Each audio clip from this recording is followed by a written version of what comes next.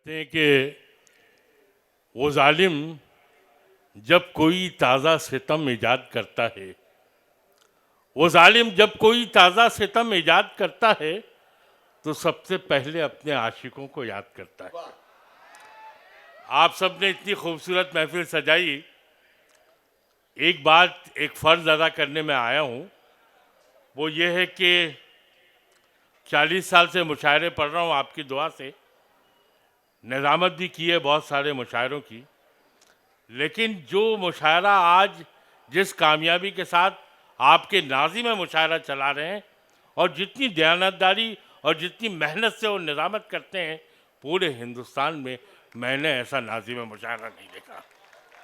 आप सबकी ज़ोरदार तालियों की गूंज में मैं नज़ीम फ़ारूक साहब को आवाज़ दे रहा हूँ कि वो आए, ताकि वो शायर भी बहुत अच्छे हैं।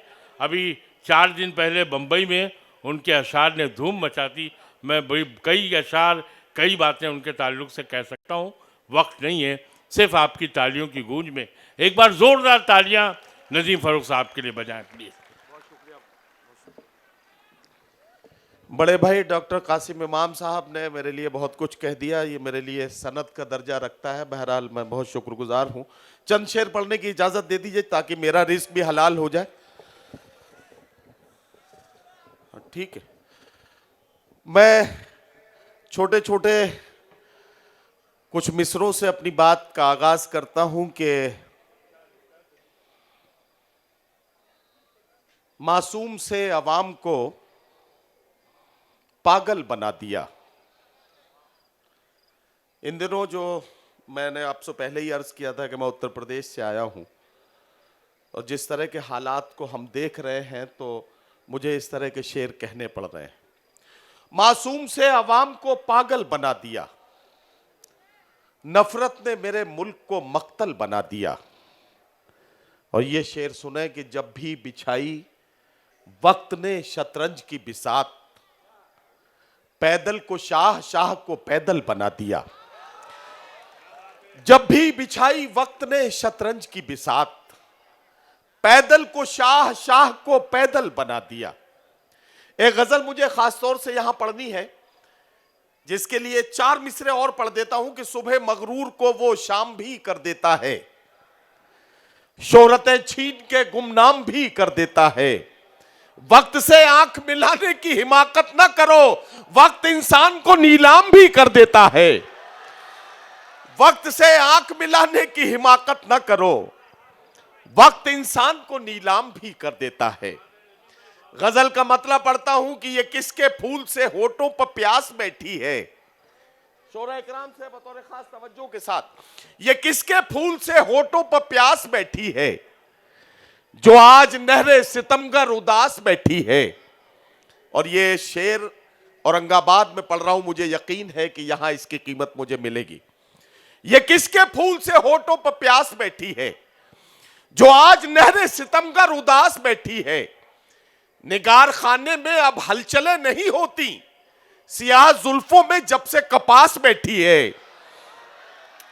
निगार खाने में अब हलचलें नहीं होती, सियाह जुल्फों में जब से कपास बैठी है। तेरे गुरूर ने तुझको ये दिन दिखाया है, तेरी शिकस्त तेरे आसपास बैठी है। तेरे गुरूर ने तुझको ये दिन दिखाया है, तेरी शिकस्त तेरे आसपास बैठी है। वो लौट आएगा दिल को यकीन नहीं होता, मगर न जाने क्यों पलकों पे आस बैठी है।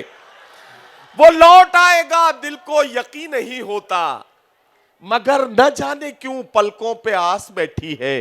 ये शेर और सुन लें। मैं अपने तमाम शायर साथियों को इसमें शरीक करता हूं कि हम ही हैं मीर के वारिस ये कौन मानेगा। हम ही हैं मीर के वारिस ये कौन मानेगा।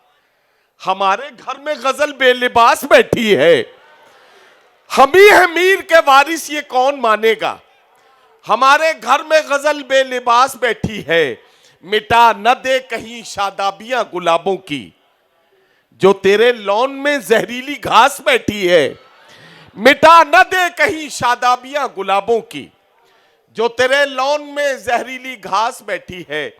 और हरफ आखिर के तौर पर एक मतला और 2-3 शेर की जहमत और उसके बाद आपके मेहमान शायर। मतला पेश करता हूं कि आदमियत का निगहबान बनाने के लिए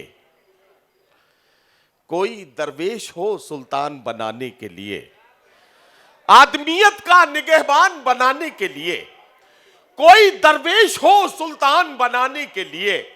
तेरी तस्वीरें लगा रखी हैं दीवारों पर, मैंने कमरे को परस्तान बनाने के लिए।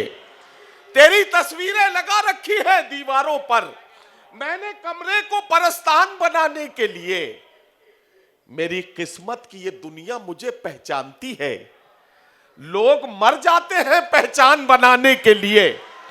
मेरी किस्मत की ये दुनिया मुझे पहचानती है, मेरी किस्मत। बहुत शुक्रिया।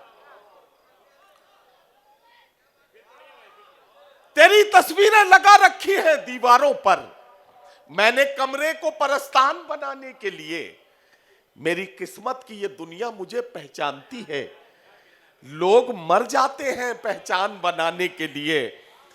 तेरे बख्शे हुए जख्मों पे नमक डाल दिया अपनी तन्हाई को लोबान बनाने के लिए। तेरे बख्शे हुए जख्मों पे नमक डाल दिया, तेरे बख्शे हुए जख्मों पे नमक डाल दिया अपनी तन्हाई को लोबान बनाने के लिए, अपनी तन्हाई को लोबान बनाने के लिए। हजरात गिरामी, आपका बहुत शुक्रिया।